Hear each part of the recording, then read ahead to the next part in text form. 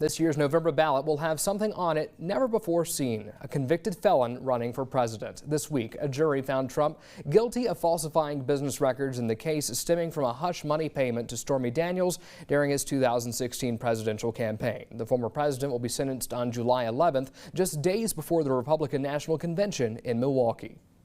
This was a rigged, disgraceful trial. The real verdict is going to be November 5th by the people. And they know what happened here, and everybody knows what happened here.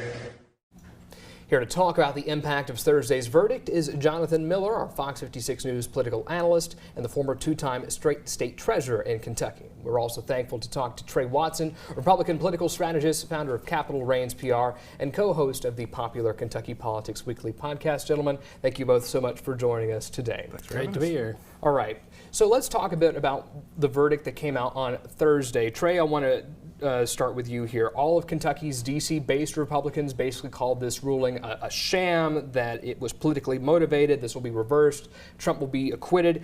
Is that the right political response from our leaders? I think so. First of all, I think there's a lot of truth to it. It's without going in depth, it's taking a federal campaign issue and trying to bring it into a state court, which doesn't have purview over that particular case.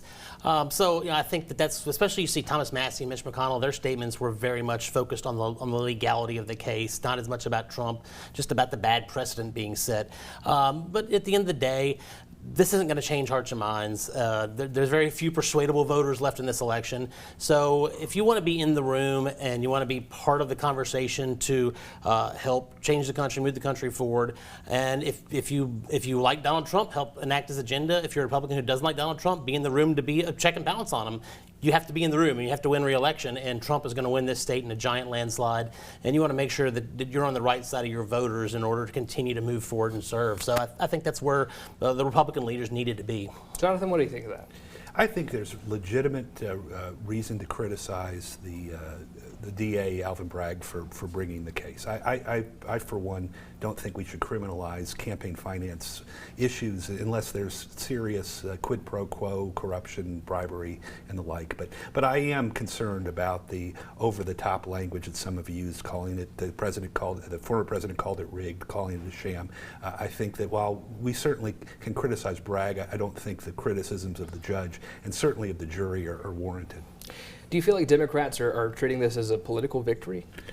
I don't. I think that many Democrats many savvy, sophisticated Democrats were frustrated that this was the case that brought, and this was the case that made its way to verdict. I think the other cases, the documents theft, the trying to overturn the election, those are much more serious crimes and should have been prioritized from a not just political standpoint, but from good policy. And I've been talking about that since this case first kind of appeared like it was going to be the first one to go to jury, in that it's the weakest case. It's literally attempting a new prosecutorial trick to try this sort of case in a state court, and it was going to be viewed by many as kind of a delegitimate case, and it adds fuel to Trump's fire to be able to call the other cases, which there is very real evidence and are very serious accusations.